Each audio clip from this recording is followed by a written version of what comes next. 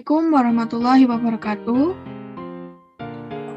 Waalaikumsalam warahmatullahi wabarakatuh. Baik, terima kasih untuk waktu yang diberikan kepada saya dan rekan saya untuk menyampaikan penyuluhan mengenai diare. Sebelumnya, saya akan memperkenalkan diri. Saya Engga Saraswati. Di sini saya akan menyampaikan materi mengenai diare mulai dari pengertian, faktor penyebab, tanda gejala, sampai ke cara mengobati. Kemudian rekan saya Apriliani Kartika Putri yang akan menjelaskan lebih mendalam mengenai cara mengatasi diare dengan mengkonsumsi minuman oralit dan juga elektrolit. Baik, kalau begitu sebelum memulai penyuluhan pada hari ini, izinkan saya untuk bertanya kepada peserta penyuluhan, sejauh mana pemahaman Anda mengenai diare? Silahkan, saya persilahkan peserta untuk menjawab. Izin menjawab. Ya, silahkan Mbak Salsa. Setahu saya, diare itu adalah suatu sakit yang dialami seseorang, itu kayak BAB-nya tuh lembek atau encer, dan biasanya dia melakukan buang air besar 5 kali atau lebih dalam 1 hari. Itu yang saya tahu. Terima kasih. Ya, betul sekali Mbak Salsa. Terima kasih untuk jawabannya. Baik, untuk selanjutnya supaya lebih lengkap lagi, saya akan memulai untuk menyampaikan materinya. Saya mulai dari bagian pengertian.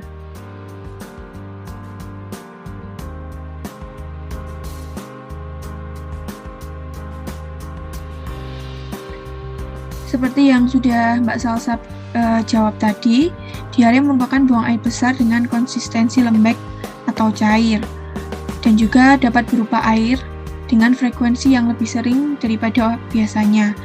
Jika biasanya secara normal kita hanya buang air besar 1 kali sampai 2 kali dalam sehari, saat diare dapat lebih dari itu. Lanjut.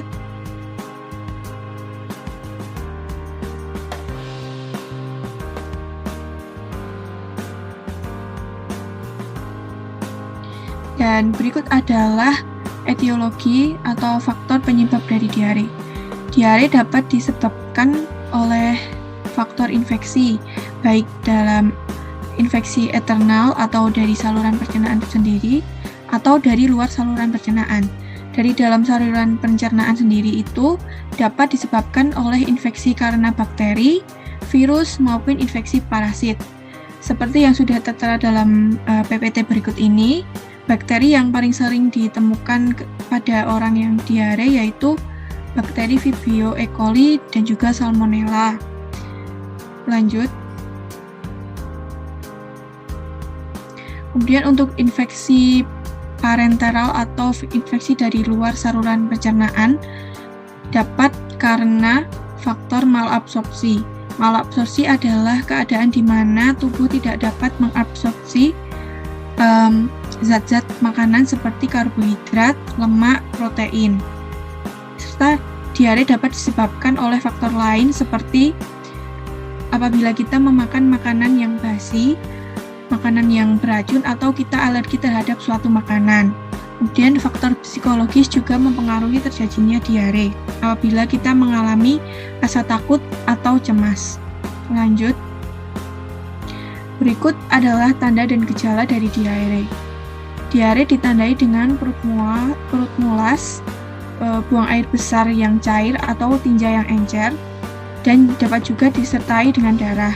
Kemudian sulit menahan buang air besar, pusing, lemas, dan kulit terasa kering, tidak nafsu makan, kram perut, mual. Lanjut.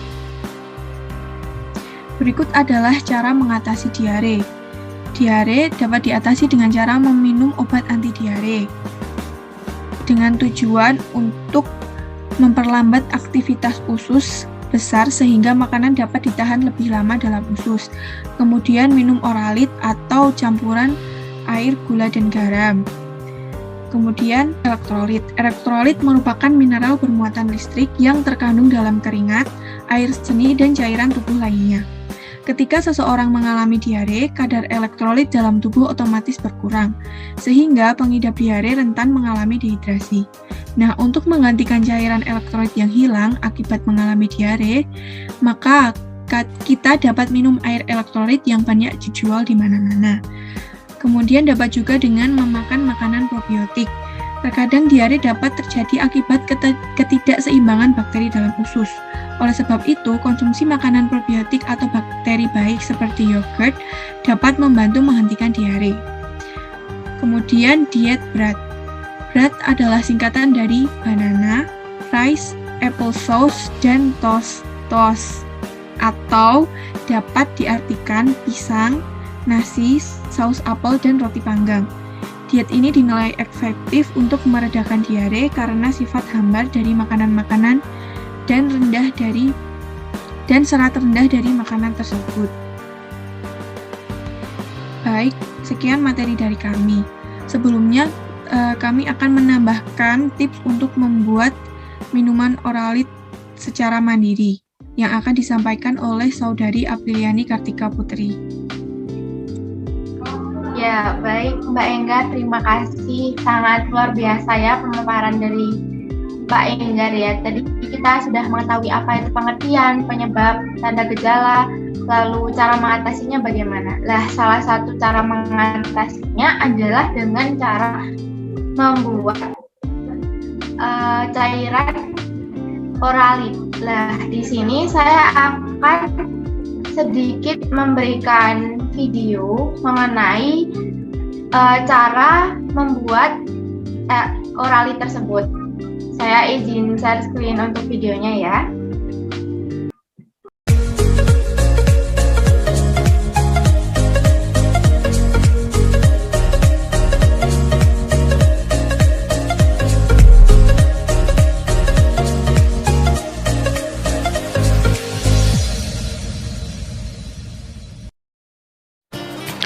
Halo ibu semuanya, ketemu saya lagi dengan Dr. Roni Tamba di channel Anak Sehat dan Berkualitas.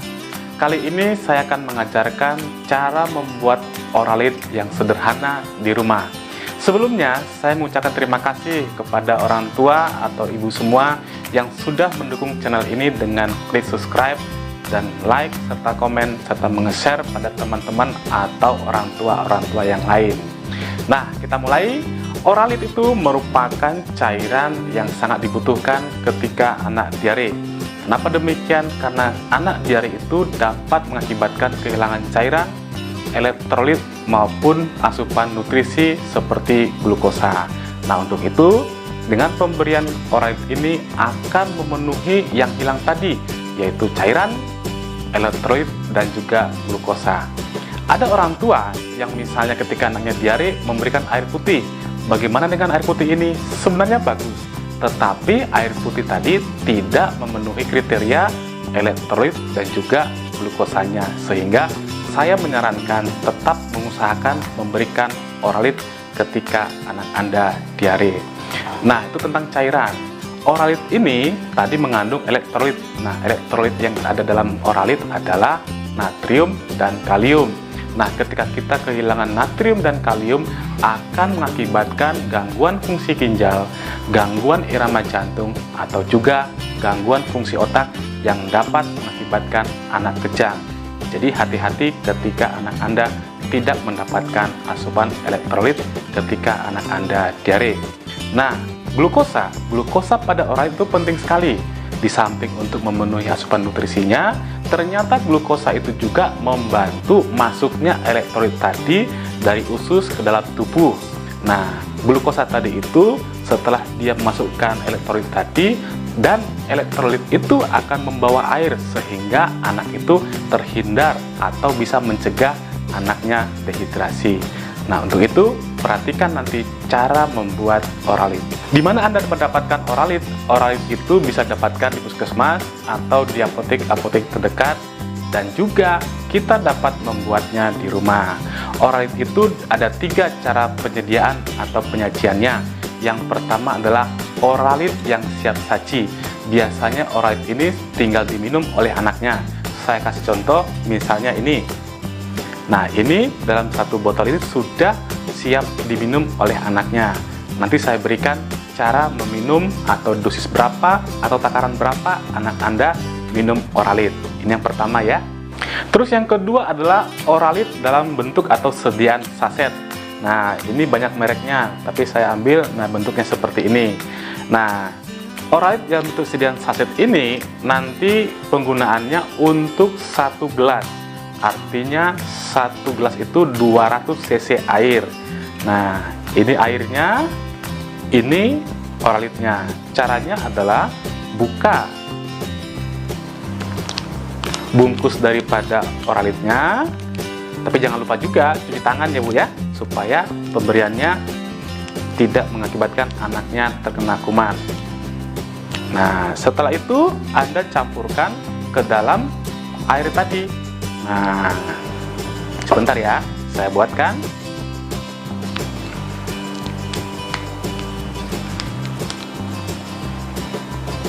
Nah, campurkan saja semuanya. Nah, setelah itu Anda aduk rata. Supaya apa? Supaya dia menjadi larut dan homogen. Nah, setelah ini siap untuk diberikan pada anak Anda. Jangan lupa pada kemasan tadi, lihat expirednya supaya tidak memberikan oralit yang sudah kadaluarsa. Yang ketiga adalah cara membuat oralit sendiri di rumah. Nah, ini yang paling penting. Kenapa saya katakan penting? Karena anak Anda diare tidak mengenal waktu. Bisa saja dia diare tengah malam, atau mungkin jarak dari rumah Anda ke apotek terdekat atau ke puskesmas sangat jauh. Jadi untuk itu, ibu-ibu semua harus tahu cara membuatnya. Cara membuatnya simpel. Yang pertama, siapkan juga tadi cairan 200 cc atau 1 gelas. Yang kedua, Anda siapkan garam kurang lebih 1/4 sendok, dan juga yang ketiga siapkan gula kurang lebih 1 sendok makan. Nah, ini tadi cairannya atau airnya, air putih yang sudah dimasak ya, atau air yang bersih. Terus yang kedua, tambahkan tadi gulanya. Nah, ini gulanya 1 sendok. Nah, dimasukkan. Yang ketiga, tambahkan tadi garamnya. Nah, garamnya tadi 1/4 sendok teh atau sendok makan ya, masukkan ya.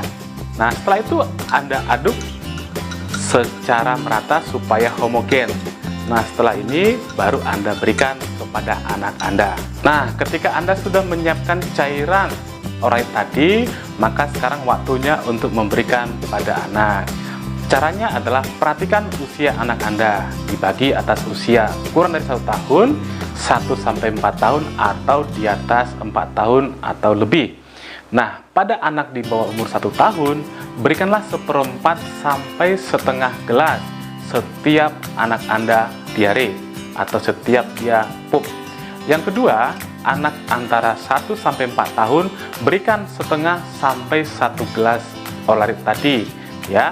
Yang ketiga, di atas umur 4 tahun, berikan 1 sampai 1,5 gelas oralit setiap anak diare. Ada hal-hal yang harus kita perhatikan ketika kita memberikan oralit pada anak diare. Yang pertama, jangan diberikan oralit tadi pada kasus anak diare dengan gizi buruk. Karena apa? Karena sediaan oralitnya spesial, disebut dengan resomal. Resomal itu oralitnya ditambahkan lagi dengan gula, tambahkan mineral mix, dan diencerkan. Yang kedua, jangan memberikan oralit pada bayi kurang dari 6 bulan di mana bayi tersebut masih ASI eksklusif.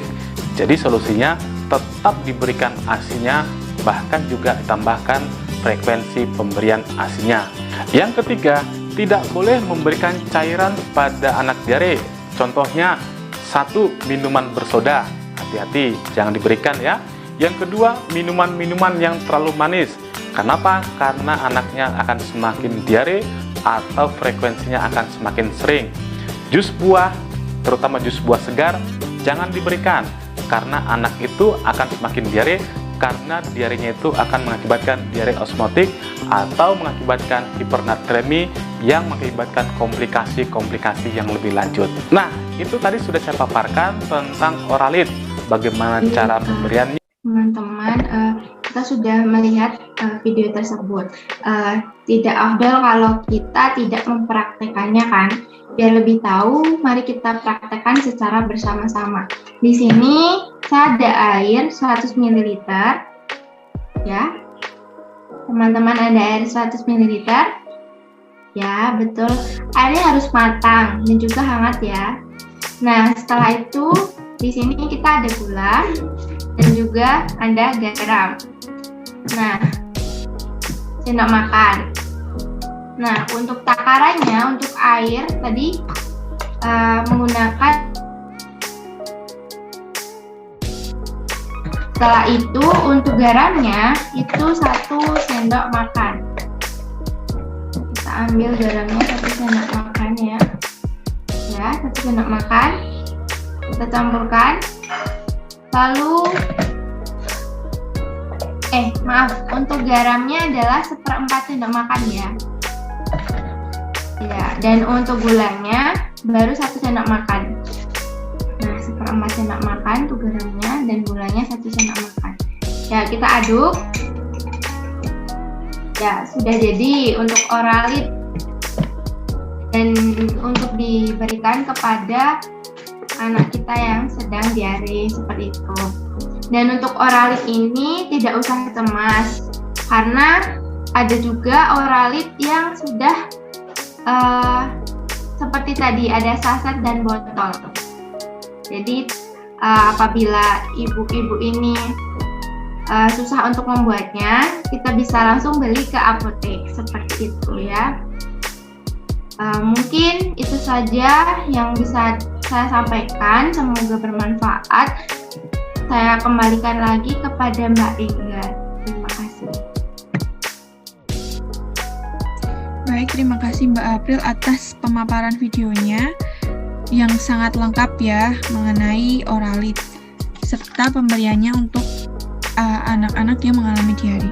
Baik, di sini saya akan memasuki sesi tanya jawab. Boleh untuk peserta bertanya. Izin bertanya, apakah perbedaan oralit yang buat sendiri dan oralit yang beli di apotek? Baik, terima kasih untuk pertanyaannya Mbak Nadila Kartika. Saya izin menjawab ya. Perbedaannya itu kandungan di oralit yang saset itu lebih lengkap daripada yang buat sendiri. Seperti mengandung glukosa anhidrat 2,7 gram, kemudian kalium klorida 0,3 gram, natrium klorida 0,52 gram, dan trisodium sitrat dihidrat 0,58 gram. Jadi dari komposisinya sendiri dapat dilihat bahwa yang saset itu lebih lengkap daripada yang dibuat sendiri. Dan apabila membuat sendiri kan untuk dalam keadaan darurat, jadi mungkin dapat dengan bahan-bahan yang ada di rumah seperti itu. Baik, terima kasih. Jadi untuk sesi tanya jawabnya saya tutup ya. Terima kasih untuk pertanyaan dari Mbak Nadila. Berikut ini saya akan menyampaikan kesimpulan dari penyuluhan pada hari ini. Jadi diare itu dapat disebabkan oleh banyak faktor. Namun untuk faktor yang sering sekali menyebabkan diare yaitu karena kurangnya menjaga kebersihan makanan. Sehingga terdapat banyak bakteri, parasit maupun virus yang menempel pada makanan tersebut. Dan untuk mencegahnya kita dapat melihat tanggal expirednya sebelum kita mengkonsumsi suatu produk makanan. Kita harus selalu teliti pada tanggal expired tersebut. Kemudian apabila kita mengalami diare, maka kita harus segera mungkin mencegah terjadinya dehidrasi karena dehidrasi dapat berdampak lebih buruk pada pada diare yang kita derita. Sehingga sangat dianjurkan untuk mengkonsumsi minuman oralit serta elektrolit.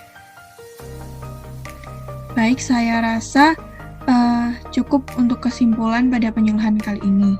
Saya ucapkan terima kasih untuk perhatiannya. Saya dan Saudari Aprilia Kartika Putri mohon maaf bila terdapat banyak kekurangan serta kesalahan. Terima kasih atas waktu yang sudah diberikan kepada kami. Kami akhiri. Wassalamualaikum warahmatullahi wabarakatuh. Waalaikumsalam Waalaikumsalam warahmatullahi wabarakatuh. warahmatullahi wabarakatuh.